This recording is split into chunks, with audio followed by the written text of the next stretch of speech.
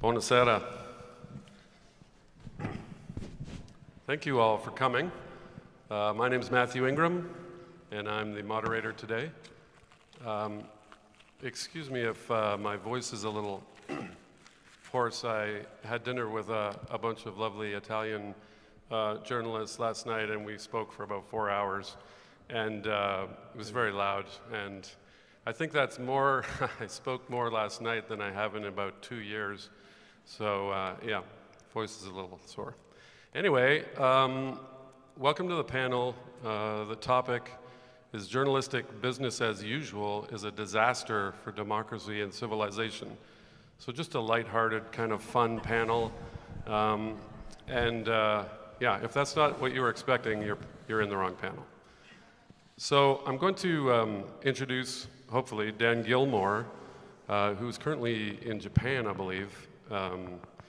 It was originally his panel, but I'm helping because, of course, he's remote. Hi, Dan. Wave to Dan, everybody. They're all waving to you, Dan.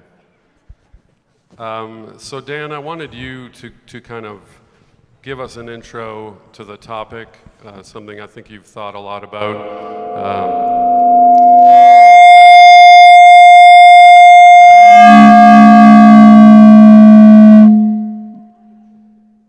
Sorry about that. Oh, it's coming back? No.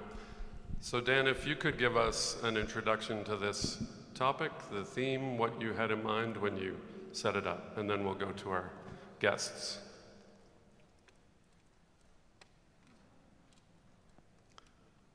Yep, we're not hearing Dan.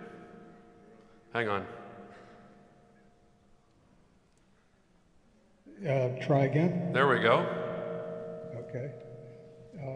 Well, not too much feedback. Thank you, and it's wonderful to see you, even at this distance. I'm actually in California at the moment. And I don't want to take too long because this is a panel full of terrific people who will have lots of things to say, but a tweet that went by yesterday felt like a great synopsis of the issue. Someone posted saying that some people are urging journalists to, and I'll quote now, start championing an unapologetic pro-democracy bias. But ethical journalism, said this person, already seeks truth and reports it without making this subjective value judgment. And I thought that was exactly wrong. I think that we would call bias toward free speech a subjective value judgment by that standard. Well, I don't think that's a subjective value judgment. I think that's just something we have to fight for as journalists and as people who care about freedom of expression. Because if democracies fold under the relentless attacks that are going on at this point, freedom of expression is going to be about the first thing to go along with them. I think that on some really central issues of our time, that ethical journalism actually demands active bias from journalists. I don't see any alternative. I think we need activism to save democracy. I think we need activism to save civilization from climate change. And journalists have to be part of that. These are not the kinds of issues that are two roughly equal sides. This is what people call existential issues. And I think we have to respond accordingly. So we can't do business as usual, quoting both sides when one side is lying. When politics as horse races, as journalists still do, certainly in this country, despite the fact that one side of that horse race is trying to bring down the democracy and institute retrograde policies that will set us back a long, long way. And that whatever your issue, I believe, in many ways, that the future of self-rule, of the ability of people to make their own choices, is going to make this turn one way or the other. And I think climate change is one of them. If we go where we are headed at the moment, from all evidence, in the demise of democracies, I think that we might just as well write off any possibility of solving climate change and many other issues. So I'm calling for us to stand up and say, we're going to be activists because we have to be, because democracy demands it, because our planet demands it. And I hope that that will happen. I don't know if it will, but I'm going to remain hopeful. And I'll stop with that. Great, thanks, Dan. So I'm going to go one by one, and if you could just say a little bit about yourself in case people haven't had a chance to read your bio. Gina, I'd like to go to you first. Yeah, well, someone has to be first. I picked the seat to be furthest That's away why I from picked you. That's why I picked you. Okay, so I'm Gina Chua. For another 7 glorious days, I will be executive editor at Reuters, and then after that, I will at some point be executive editor of Semafor, a new startup that's been put together by Ben Smith and Justin Smith. None of that actually matters. The key point is I speak for neither Reuters nor Semafor. This is just my random thoughts. So I don't disagree with the idea that that both sides-ism, horse race coverage, a lot of that doesn't serve our audiences and our communities well. I do think that that's a critical question that in some ways journalism has fallen down on. But I also think that's necessary but not sufficient. I think that the question is less, I would say, and this is somewhat heretical for a journalist to say, is less about content and more about audience. I think one of the key issues that journalism faces these days is that audiences have sorted themselves, just as political communities have sorted themselves, certainly in America, into geographies. And as a result, we tend to speak to the people that agree with us. And that's not wrong. That is classic sort of audience development strategy. If you have a news organization, you have an audience strategy, and you speak to your audience, and your audience agrees with you, that's great, and you give them more of it. The problem is that if we're talking about democracy as informing citizenry so they can make better choices, the question is, the people you talk to already agree with you. Telling them more of what they agree with you doesn't change the political calculus. And so if we're looking at a somewhat more outcome-based instrumentalist approach to saying what we really need to do is to give better information to people so they make better choices, whether we agree with them or disagree with them, then the answer is, speaks really much more to a notion of how do you reach across the aisle? How do you build audiences across? And can you build audiences with the organizations that we currently have, with the brands that we have? Do we need to start afresh? Do we need to reach over? This is all a long-term strategy, I understand. So that would be sort of a quick thought, at least. And believe me, I have plenty of other thoughts, but let's keep it short. Great. Alan? I'm Alan Rusbridger, and for 20 years I edited The Guardian. I'm now editing a tiny little magazine called Prospect. In thinking about where this subject was leading, I think the title is right, that the journalism can't continue as it is, and whether we wanted it to or not, I don't think we'll be allowed to. And here are 5 things that I think we might want to think about. I mean, technology is obviously the big thing in people's minds, but I've discounted that. One is the legal protection that journalists have and deserve around the world, and the laws that will need to be changed, and how we come to the defense of journalists in the work that they're doing. The second is economic, and I'm not going to labor that point because anybody in this room everybody in this room will be aware of the economic challenges, but it comes down to the fact that the market system that propped up journalism through advertising for 150 years is obviously vanishing. What's replacing it is very good journalism for elites and rather rubbish journalism for everybody else, and the dangers of that in a society are really obvious. And so we have to, I think, redefine journalism as a public good, a public service, i.e. something that may not be profitable in its own, but which society needs in order to survive, frankly. And that's going to be a massive change in how journalism is funded and in how journalism thinks about itself. Then there's the politics of it all. In Britain, easily the most accessed and respected journalistic organization is the BBC. It's available to 100% of society, and the government is doing its best to undermine it. It's about to privatize Channel 4.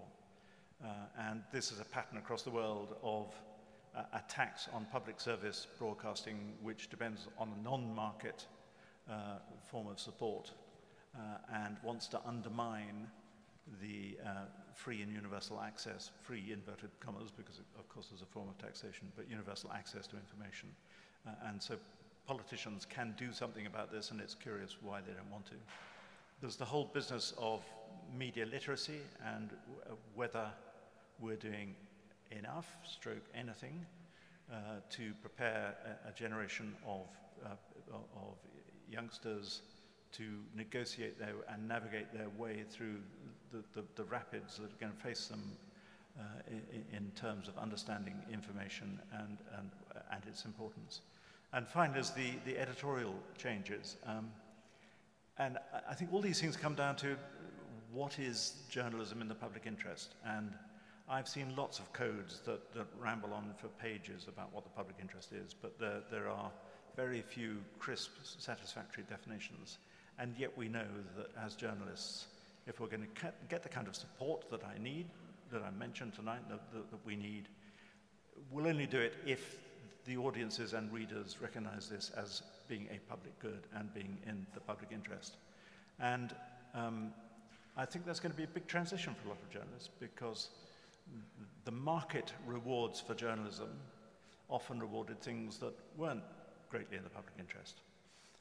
And I don't think we've had a sufficient debate about how we reorientate ourselves to that public interest journalism to make it the public good that can then bring in the legal, political, educational, economic defenses that we need. Thank you. That was a very comprehensive answer. I know Alan has notes too, which is cheating. Next, Mary, please say a bit about yourself. Hi, I'm Mary Fitzgerald. I am Director of Expression at the Open Society Foundation. Expression, as defined by OSF, covers Open Society's global work on journalism and technology and arts and culture. I'm a former journalist. Until last year, I was running Open Democracy, which is a small non-profit newsroom based in London, but with coverage globally. I wanted to go back to Dan's provocation about the fact that we need to be activists for democracy, and I apologize to anyone who was in a panel that I was on this morning, because I'm going to repeat myself. I think that this distinction between journalism and activism is the luxury of a very few number of countries. In most countries in the world, journalists have to be activists. Rana Ayub was sitting here, I think, yesterday, giving us a great example of what many journalists across the world, many far less famous than her, have to endure in order to do their work. And so I would reframe the question in, do we need to be activists for democracy, or do we need to be activists for journalism? And you can't have journalism without democracy. So I think one of the things we are quite bad as a profession doing is advocating for our rights to do our work. And I think we have some quite outdated models. The naming and shaming, the signing letters, the public pressure can work sometimes, but actually it's a bit of an old model, and we need to rethink how we all work in solidarity with each other to fight for our right to do our work. And so that's the first point. I think we need to be activists for journalism, and democracy is a necessary prerequisite for journalism. The second point is that there's not enough money. And I say this, from a foundation that spends a large amount of money on all kinds of issues to do with democracy and journalism globally. We could double that, we could triple that, and there still wouldn't be enough. So we need to find new ways of financing journalism that builds sustainability and resilience.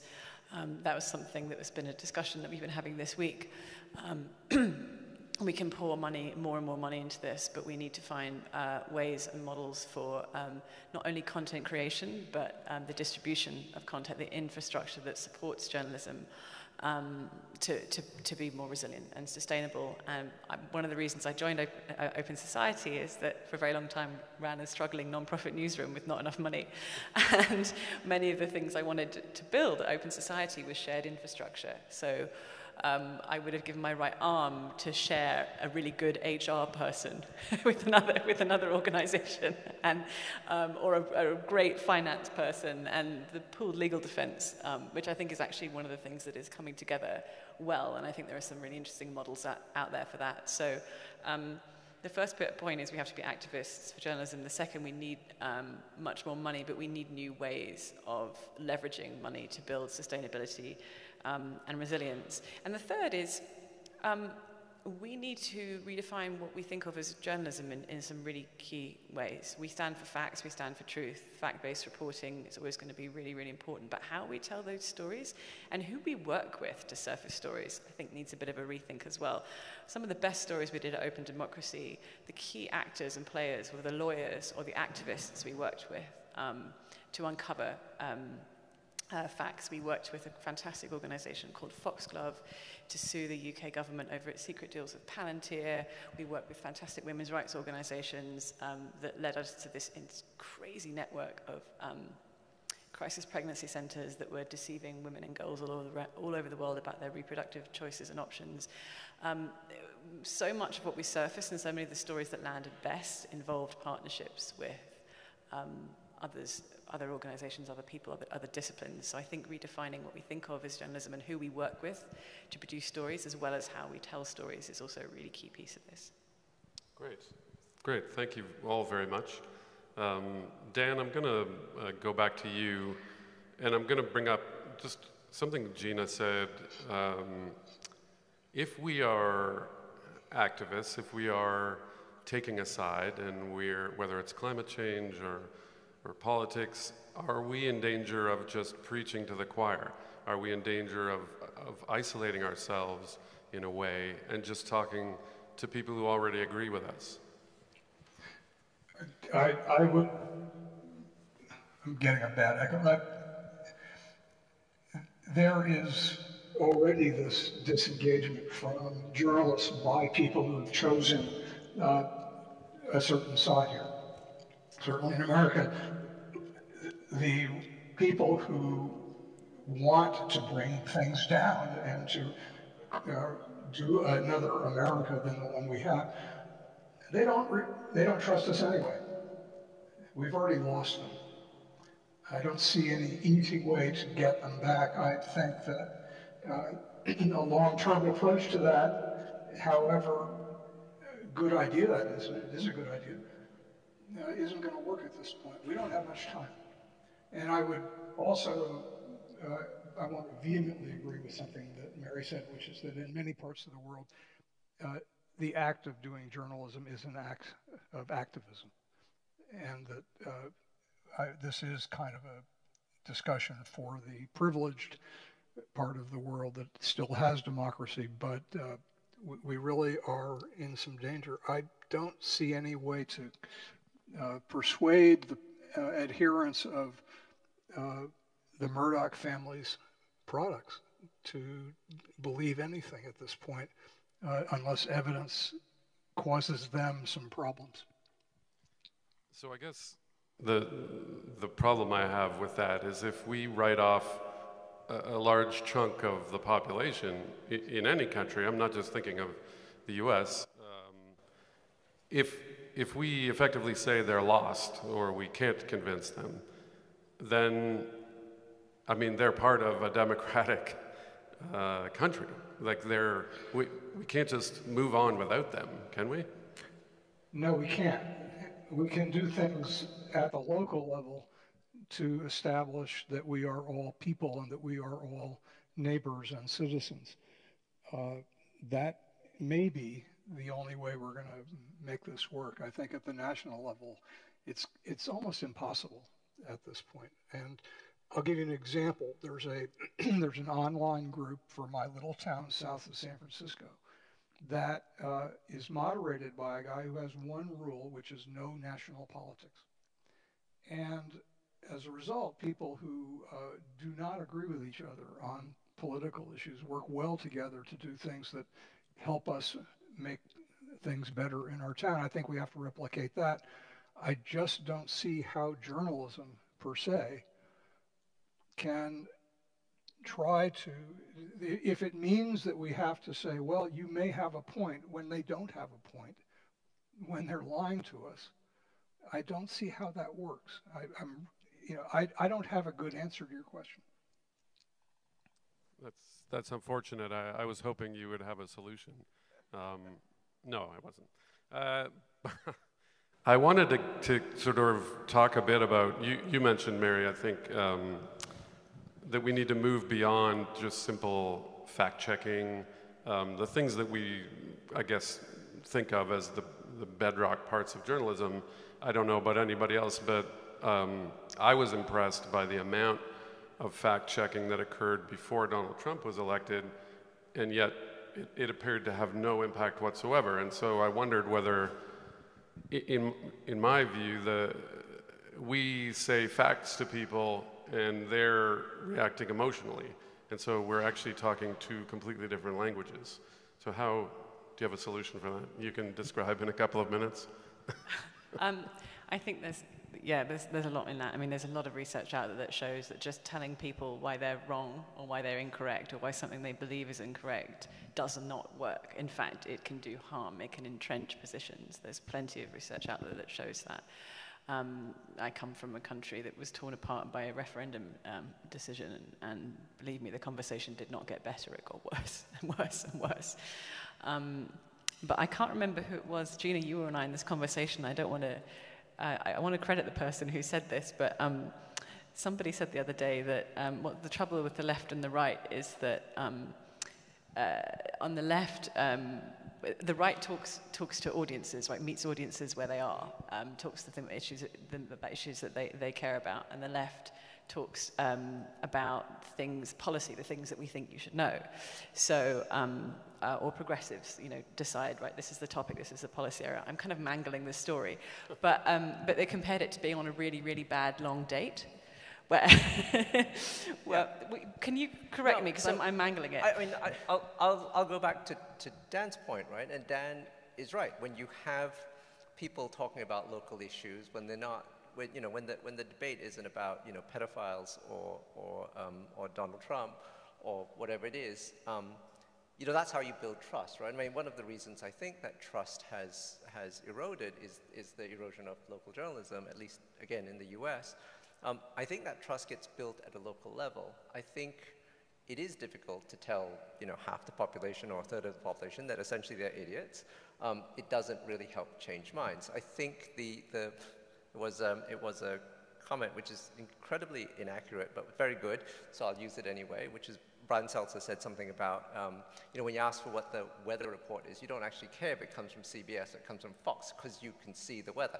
Of course, discounts the fact that weather reports are always wrong, but that's not the point. The point is when you can see local news, that's how you start building trust, and I think that that's a critical part of how we rebuild. The point that Mary's talking about is that the right, in America at least, has invested dramatically in speaking to audiences, to understanding their needs, to understanding their wants, and whether or not the information is accurate, at least the people feel included. And the left has done less of that. And it isn't really a question of left or right. It's really a question of how do you build that connection to communities. And I don't think, in many ways, we have extended the community beyond the community that already wants to speak to us. And then I would just add sort of one other point, which is that there are tons of communities on the left and on the right that don't feel they've been spoken to. There are tons of communities that feel like the news that is written about them and not for them, and I think we need to do a much better job at reaching out to speak to people who sort of feel like that newsroom, that news organization is talking about things that, you know, are peripheral to us, and we need to rebuild those ties. You said something when we were speaking earlier that struck me. When we're talking about journalism as usual, we were talking about the man bites dog, dog bites man, and how dog bites man, you know, the saying is that doesn't matter. It's when man bites dog. But if a bunch of dogs are biting a bunch of men, maybe you should look into why so many dogs are biting so many people. Maybe there's actually... So the story is, everybody go out and Google Gary Young, who is a great reporter, Guardian reporter in the US for a long time now, an academic somewhere in the UK, and he wrote this piece. So if you, Gary Young, Y-O-U-N-G-E, Man Bites Dog. It's a great essay speech, and he talks about how, you know, dog bites man's not a story because it happens all the time. Plane takes off, not a story. Plane crashes is a story. Man bites dog is a story. But there are stories we don't tell. And Gary went off and wrote a book about shootings of children in America, and he chronicled them all on one day. You know, and those are heartbreaking tales for themselves, but really the story that he points out is that these killings did not merit anything more than a brief, and in some cases were not reported at all. And if you think about it, I forget what it was, 8, 9, 10 children killed every day. That's a dog bites man story. By definition, it's not newsworthy because it happens so often. But by definition, it is newsworthy. And I think the real question is, what do we as an industry think of as newsworthy? What we think of as newsworthy is what is out of the ordinary. What is out of the ordinary for me is not what is out of the ordinary for you, and is not out of the ordinary for some of the communities that we should be serving better. And I think that that's, you can come to my panel afterwards about diversity in coverage, that's an ad. But I think that that's one of those issues that we, again, as an industry, really need to grapple with if we are to solve the questions that Dan rightly raises here. I think there are big existential questions for society, and we have a role to play in that, and I think we can all do a better job, as well as improve the environment, as Alan points out quite rightly. Alan, I wanted to go to you because despite your comprehensive answer, you didn't actually say anything about whether you thought journalism as usual was a disaster for democracy, and if so, how you would fix it in 2 minutes. Well, I was trying to work out why I love Dan, and I admire so much of his work, but when he talks about activism as journalism or journalism as activism, it makes me a little worried. And I think it's because I think we have a hard enough job explaining what journalism is. That may be an odd thing to say in a festival devoted to journalism. But Fox's idea of journalism is a million miles away from what the New York Times thinks is doing with journalism. In Britain, The Sun is a million miles away from the BBC. The Daily Mail is a million miles away from the FT. And yet we somehow expect the public to be sophisticated enough to understand that it's all journalism. And I don't think that we have an agreed craft of journalism, which is an odd thing after 300 years. We still, if you ask a British journalist and an American journalist, they'll get completely different answers on whether objectivity or subjectivity is the best way of getting at the facts.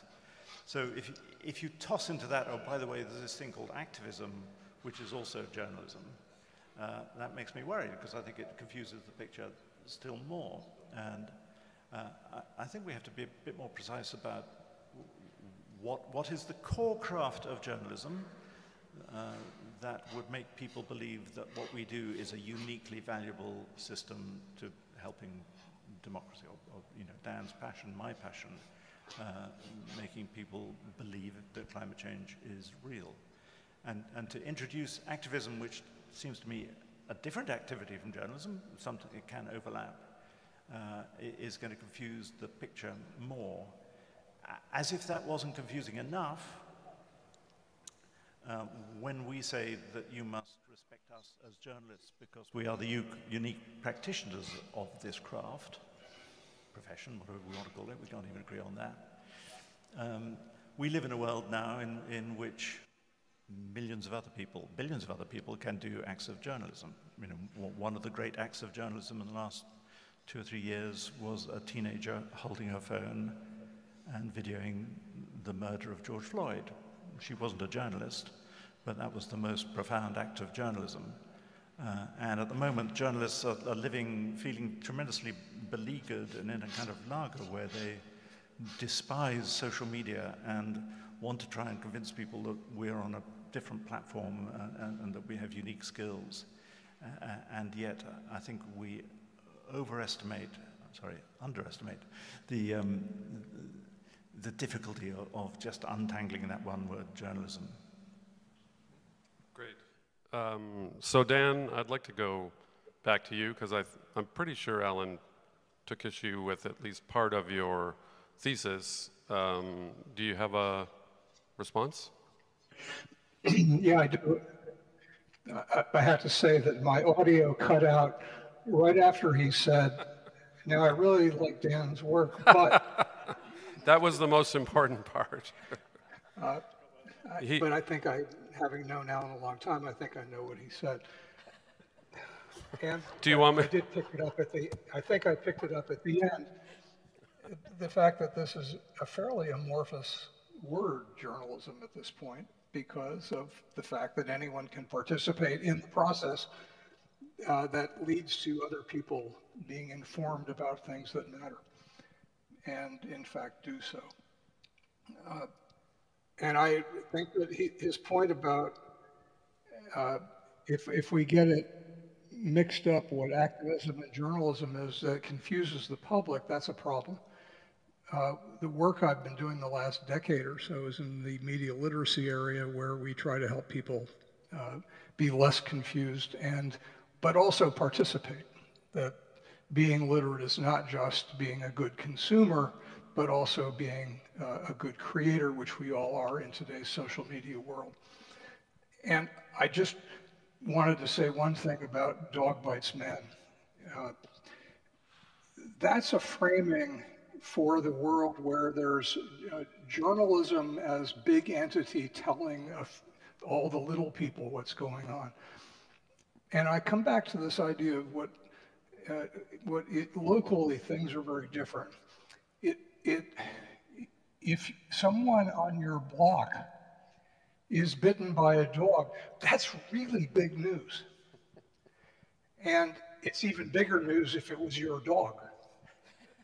So Or your man. We have to understand that it's the frame of reference that determines what news is in many ways, and that we have our work cut out for us to figure out how to accommodate all these different levels of society and to get this right. The last thing I want to say is about Gina's comment was that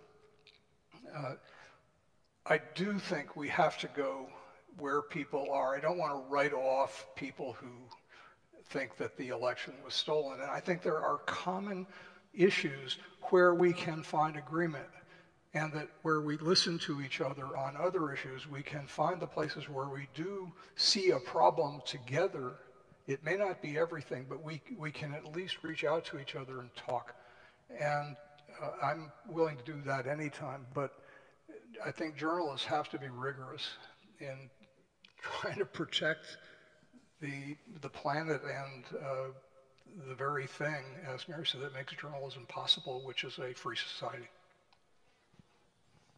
Great. We're not going to have, there's no one with a mic to take questions, and I don't think there's a mic that you can stand up to, but so you can do one of two things. You can stand up and shout, or which is also bad for COVID reasons, or you can tweet or DM me, and I will try and ask your question. So I just posted a tweet. My handle is @MathewI, and Mathew has one T, so MaThewi. And I'll be checking. It would be helpful, Gina actually suggested this, if you do post something, so I don't have to keep looking at my phone, if you could wave, and then I will go look and ask your question. So please, yeah, start tweeting. I guess this goes back to something I think Mary brought up, and I also brought up. If we want to reach people, even locally, I'm thinking of a couple of people I know, extended family members, etc., who believe the most insane things. You know, I like them, and in some cases love them, and I want to reach them to talk about whatever it is. But if they believe that George Soros controls the weather, that's just an example. That's not what they actually believe. But how do we reach them? How do I, or how does anyone, try to reach them on a level where we can actually have an impact? This is for anybody. Well, I have the keys to the space laser. Now that Okay. That would help, yeah, the Jewish space laser. Yeah, Great. So Okay. that's fine. That's how I reach them. Problem solved. No, I'm going to answer this in a kind of sideways way, I think. So obviously OSF does a lot more than just support journalism. It's a democracy and human rights foundation. It's trying to promote democracy and human rights all over the world. And I had an interesting conversation with a colleague who was kind of playing with me, but also a bit serious. And they said, well, look, in Brazil, there's a huge problem with democracy right now. And if you Google who are the most influential voices in Brazil, who do the most people listen to, all the top 10 are influencers. They're not investigative journalism outfits. If we want to promote democracy and human rights, why don't we just go straight to the influencers? And I said, well, yeah, I mean, I actually think that going to influencers and influencers as a distribution mechanism is great. And obviously the data shows that they reach a lot of people, right? A lot of people in Brazil will hear them. But without journalism, they won't have anything to say. So the process of journalism for me is about finding out things that someone doesn't want you to know. And that's the craft, right? That's the purpose, and you can do that through any number of techniques. It can be you happen to see something, you video it, or you spend 9 months doing a really deep, complex data investigation, right? Those are both acts of journalism. But you don't have anything to say unless you do the journalism. And so the influencer might be the distribution mechanism, but that's not the journalism part. That's the communication part. That they might be part of the storytelling, but the journalism is finding the story. And so I think that's the distinction between the journalism and the activism piece that I don't think is confusing. I don't think we have to confuse people in that way. I think that that can be quite clear and quite different. Can I, so just to get it on the vexed question of activism and journalism, I think the key thing about the craft of journalism is that of an open mind, right? That you will walk into a story prepared to believe that George Soros controls the weather if there is evidence that George Soros controls the weather. You don't walk in saying, well, actually, this is a particularly bad example, but you don't walk in saying, not true. And certainly the key thing, I think, for audiences to believe, and fully agree with you, it's confusing enough as hell as it is, right, is that enough people believe journalists walk in with an outcome in mind, and that we'll just find the facts that prove us, right? Not even, in some cases, they believe we lie about the facts. In some cases, we just selectively pick the facts. The point is, the act of journalism is the walking into a situation and being prepared to accept whatever the truth is. And that's the activism, right? The activism is in the pursuit of the truth as the facts come out, as opposed to the outcome that we want. Do you want Joe Biden elected, or do you want Donald Trump elected? Technically, we don't care. Technically, what we want is for people to have the right facts so they can make the right decision. And that is just to add to the complication of what it is that we do, I think this is part of the problem, is that we need to try and do that. I mean, the other thing I would just sort of say is, the communities, the local communities, yes, there are certain people who are, I forget what the technical term is, batshit crazy, who you are not going to get through at a certain level. You can reach them on some things. There are issues that you can reach people for. And if you think about, at least from an outcome perspective, right? The outcome we want is better policy, however it's defined, but at least the outcome is we want informed decision-making, or at least in quasi-informed decision-making. And, it doesn't have to be on every major issue, but the more you have it, I think the better off you are. And so, again, I think journalism cannot and should not come to situations with an outcome in mind. We want this person to be elected mayor. We want that law not to pass, unless it's a press freedom law, which is a different thing. But to really come in and sort of say, we want you to be able to make those decisions. And I think that is a question of ultimate trust, that we have come to this recommendation with an open mind, not with an outcome, predetermined. Right. Yeah, and you mentioned sort of there are ways we can reach people even if they do believe crazy things. So since I'm Canadian, with these family members, we usually talk about hockey instead of the weather or politics. We do have a question that I wanted to pose to anyone who wants to answer. What are the best examples of meeting audiences where they are that you've seen recently?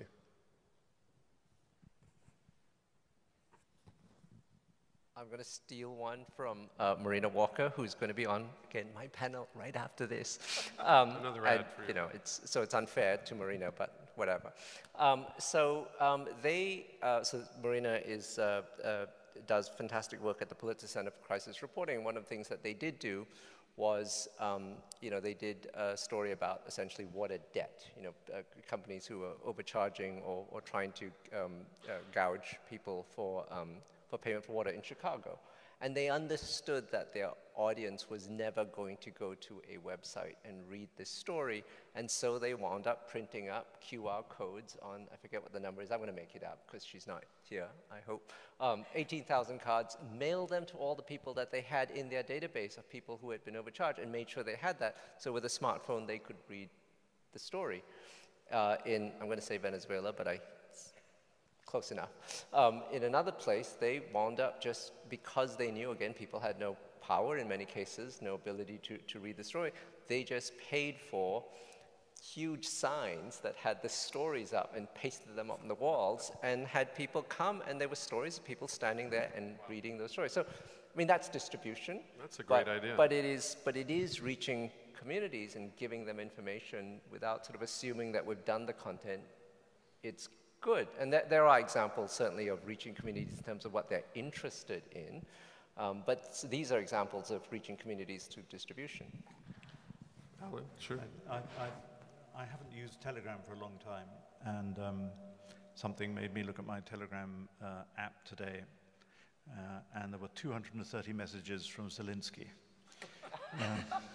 And he's trying to reach you, obviously. He's trying to. I feel guilty that I haven't been returning his calls, but I mean, what a brilliant communicator and system of just using that channel in the most effective and moving and powerful and disturbing way.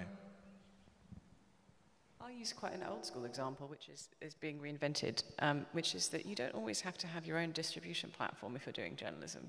So many of the most interesting conversations I've been having recently are with new investigative outlets that are producing journalism, producing stories. Maybe they have a Twitter feed or a social media following, but they work with partners to get them out, and they choose their partners according to what the story is.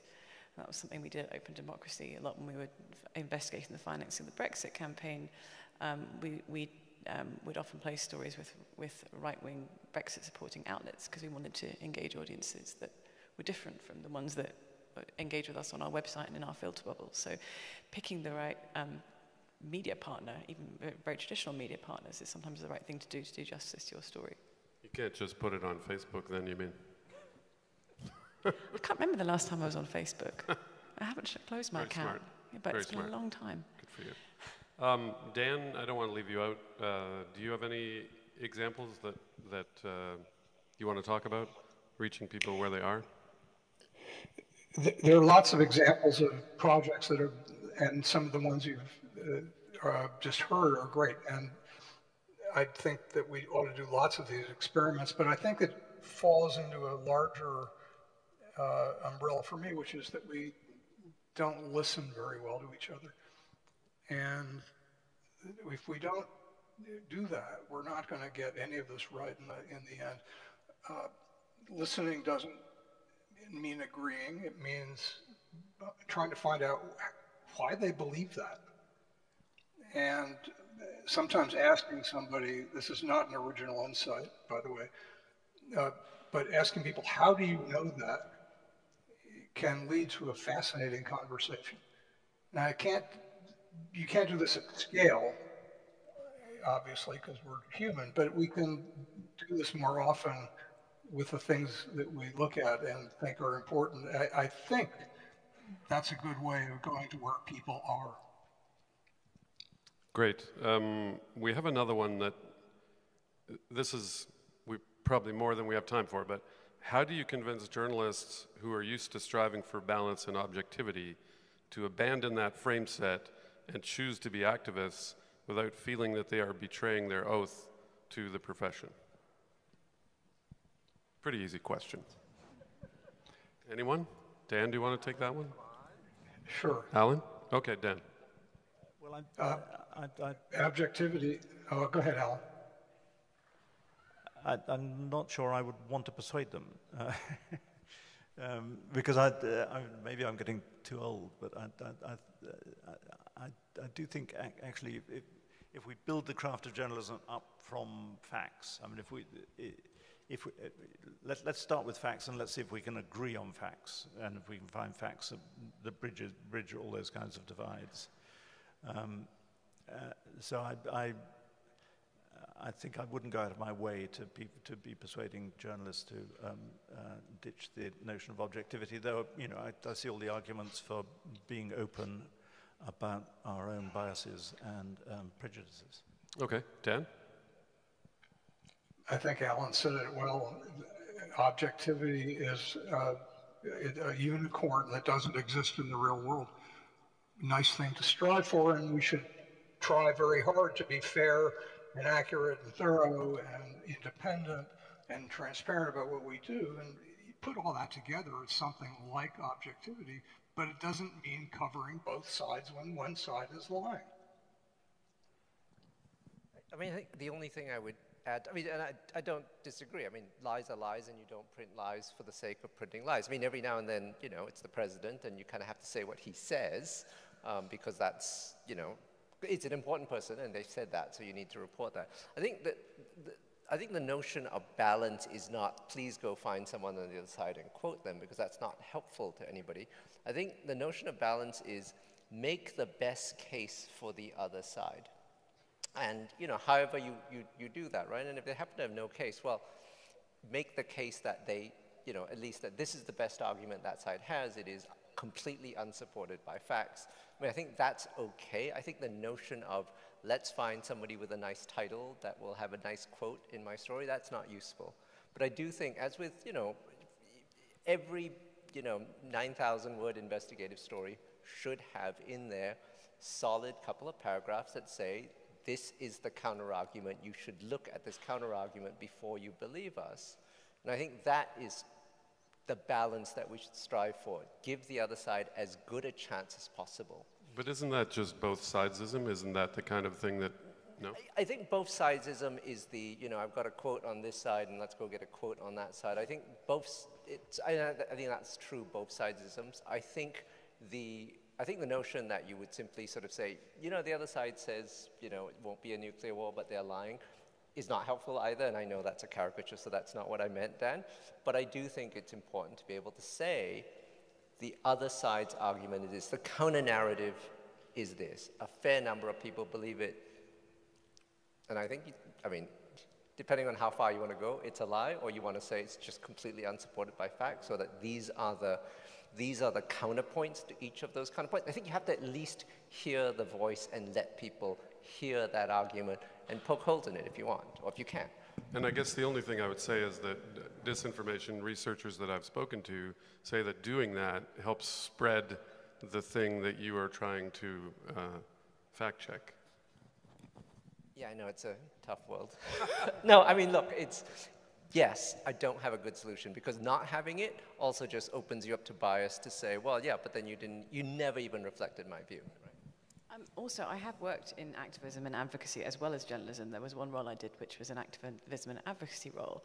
And it was very clear to me learning in that job, but also I hope helping others learn, that you made a far more powerful and compelling case for what you were arguing for if you recognize what the counter-argument is. It's not just journalism where it's a very powerful and effective tool to be able to say, hey, we've really thought about this. We've deliberated. There's a deliberative argument which is stronger because it shows that you're more open-minded and that you've considered all the angles and this is the conclusion you come to and this is why. So it works for advocacy and argument and courtrooms and many other places as well. Dan, did you want to jump in at all? Or do you want me to pick another question? I think go to another question. So this is, I guess it's not really a question, but journalists provide stories, not just facts. And that's where the difficulty lies, because stories have a point of view and a frame. And it's a question of what stories we tell and who tells them. And I think that sort of goes to your point, Gina, about what stories do we choose to tell? What stories do we not choose to tell? Who are we choosing to talk to? And I don't know if you agree with this, but it feels as though we need to do more thinking as journalists about those questions. What stories are we telling and why? And who are we trying to reach and why? Well, and whose voices right. do we privilege? And right. And I mean, and again, in the worst case, it's dial a quote, right? It's like, okay, I've got these 5 people, I'll talk to them all the time. And that is the worst form of journalism.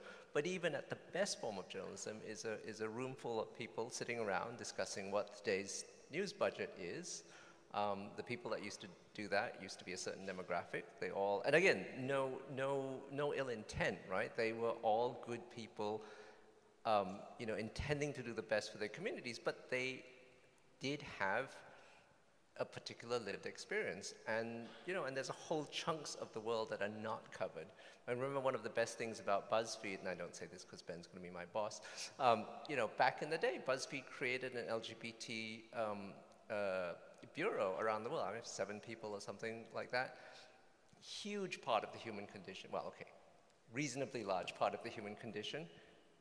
Almost completely undercovered by every major high-minded public service news organization in the world. Why? Didn't exist because either they weren't in positions of power or the people who were in position of power were not able to talk about it. So huge part of the population, just their issues, other than, when somebody gets arrested or there's a lawsuit or there's a big case in court or a new law is being passed, their lives covered as conflict, not as lives. And, and that's, that's not unusual. There are huge communities out there that are completely unrepresented in the news making process, and I think that we lose those communities. We lose those communities from the discussion, to the extent that we have a role in bringing them to engagement in civil society. We've also lost them from the political process, and I think that's a huge, it's a tremendous loss to society, and we should do more about, leaving aside the fact that it's just good business and it's good audience development, it's important for society and we should do it. That's a great point, and it reminds me of something that Jane Litvinenko said on a panel in this building about Ukraine. She said, yes, there's a war, and yes, violence is happening, but Ukrainians are more than just victims and or heroes. They're people, and they have lives, and so to reduce them to those things effectively fails them and fails your audience to put them into a slot. And I think if we could broaden our perspective, even when we're doing those things, we would be doing them a service. I was based in Hanoi for a glorious 15 months, and and the thing was, because be lots of American journalists like Hanoi, where American bombs landed a scant 30 years ago, and so it's like Vietnam, a country, not a war, right? And so yes. Yeah. Dan, I feel like we're running out of time, and I wanted to give you a chance to say anything you didn't say, or to wrap up if you want to. What I'm going to say is I want to offer my thanks to Chris and Ariana and Francesca and the whole team that puts this amazing event together every year. And I wish so much that I could be with you, and that I will be back next year, I hope. But this is a wonderful thing, and I have said many times, I'll say it one more time, the only place in the world where it is appropriate to put the words journalism and festival together is there. Great point, yes. Indeed. And I would say it's hard to concentrate sometimes because I'm looking around at these amazing venues. This church, I think, was built in 1251. And I'm Canadian, so the only things that old in our country are rocks. Anyway, fantastic. Thank you all for joining us, and thank you for coming.